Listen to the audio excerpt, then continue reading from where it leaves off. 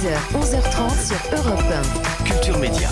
Thomas Hill. Et on démarre cette émission avec le journal des médias de Julien Pichenet et les audiences. Pour commencer, combien de téléspectateurs ont suivi le retour du Daron hier sur TF1 ? La série portée par Didier Bourdon n'a pas fait un score aussi fort que l'an dernier. Thomas, 2,5 millions de téléspectateurs pour le lancement. C'est un gros million de moins qu'en 2024. On était à plus de 3,5 millions l'an dernier. La une a été battue par France 3 qui rediffusait un épisode de Meurtre en Corrèze. 2 900 000. Petit score pour France 2 au milieu de ces deux chaînes qui diffusaient un numéro de l'événement consacré au modèle social français. 1 300 000 téléspectateurs. Europe 1, le journal des médias. Et puis à la une de ce journal des médias, Canal+ conserve donc l'intégralité des droits télé des Coupes d'Europe pour 5 années supplémentaires. Canal+ qui a réussi à écarter les grandes plateformes mondiales de streaming comme Netflix ou Prime qui avaient été draguées par l'UEFA. Canal+ a même conservé son exclusivité à un prix légèrement inférieur au contrat en cours qui est de 480 millions d'euros par saison. 5 années supplémentaires, ça signifie que la Ligue des Champions, la Ligue Europa et la Ligue Conférence seront à suivre sur Canal+ jusqu'en 2031. Cette prolongation illustre notre ambition, celle d'offrir à nos abonnés le meilleur du foot européen, avec toujours plus de spectacles, d'émotions et d'expertise, a réagi Maxime Saada, le président du directoire de la chaîne. Et on passe maintenant à cette révélation choc concernant des salariés de l'agence France Presse. D'après le quotidien d'investigation La Lettre, une quarantaine de salariés de l'agence de presse historique se trouveraient dans un état de détresse psychologique avec pour certains des pensées suicidaires. La direction de l'AFP, tenez-vous bien, aurait même fait interdire l'accès aux différentes terrasses du bâtiment situé place de la Bourse, et ce, vous l'avez compris, afin que personne ne saute. On en est là. Selon un communiqué interne de l'entreprise consultée par le journal Libération, l'inspection du travail a révélé parmi les causes du mal-être de ses salariés des conflits hiérarchiques sans méditation, des mises à l'écart et une gestion RH perçue comme dissuasive ou répressive.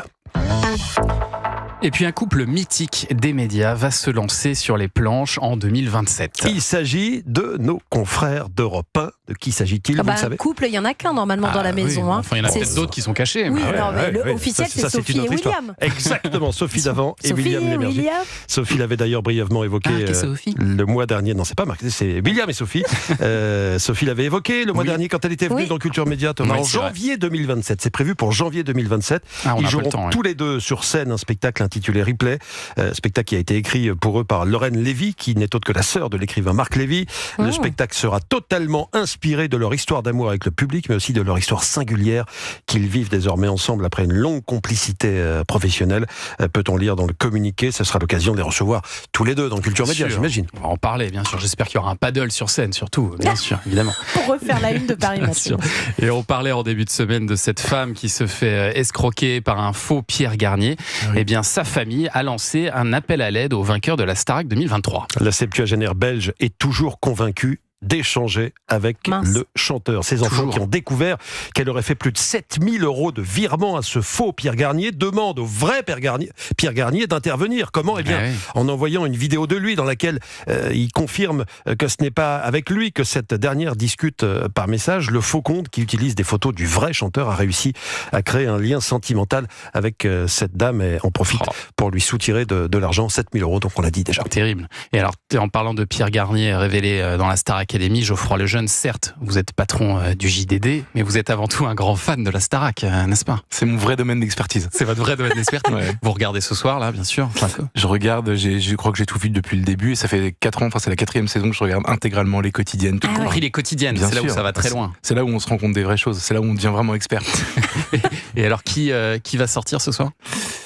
Ah, oulala, bonne question. Alors en fait, non, moi j'ai un talent dans la vie, c'est que savoir qui va gagner. Voilà.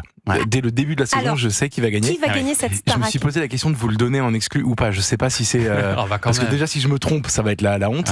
Non, on coupera au montage. Visiblement, vous ne vous trompez jamais à ce sujet. Non, mais ça fait 3 saisons que Anisha, Pierre Garnier et Marine, je l'avais senti dès le début. Ah bah dites-le alors. Et là, je sens Anouk depuis le début, depuis le. Ah oui, c'est un risque que vous prenez là. Et alors je suis seul.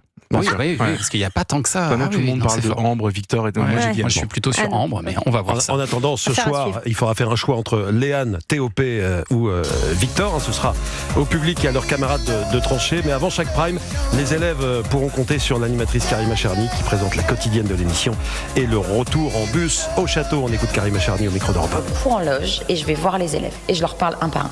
Et ensuite, dans une petite salle, on se met à part avec les 3 nommés de la semaine et on discute. On discute de ce qui peut potentiellement se passer le soir même, c'est-à-dire le départ de l'un d'entre eux, ce qui va se passer s'ils sortent, ce qui va se passer s'ils sont sauvés par le public. Karima Charny au micro de Culture Média. Côté audience, le programme est très suivi. Il n'y a pas que vous, Geoffroy, qui regardez Star Academy. C'est vrai que la quotidienne marche très très bien. Elle est souvent à plus d'1,5 million de téléspectateurs chaque soir sur TF1. Hier, il y avait encore 1 300 000 téléspectateurs pour la quotidienne de la Star Academy qui est ce soir. Ça reprendra le samedi. Ensuite, le samedi. La case du samedi reviendra après. Il y a encore du rugby, c'est ça? Exactement.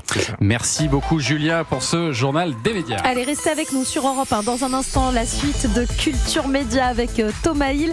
Et votre invité ce matin, Thomas, vous recevez Geoffroy Lejeune, le patron du JDD, pour parler c'est bien de le rappeler, du journal, effectivement, mais aussi de cet événement le 25 novembre au Dôme de Paris. Ça s'appelle Face à vous.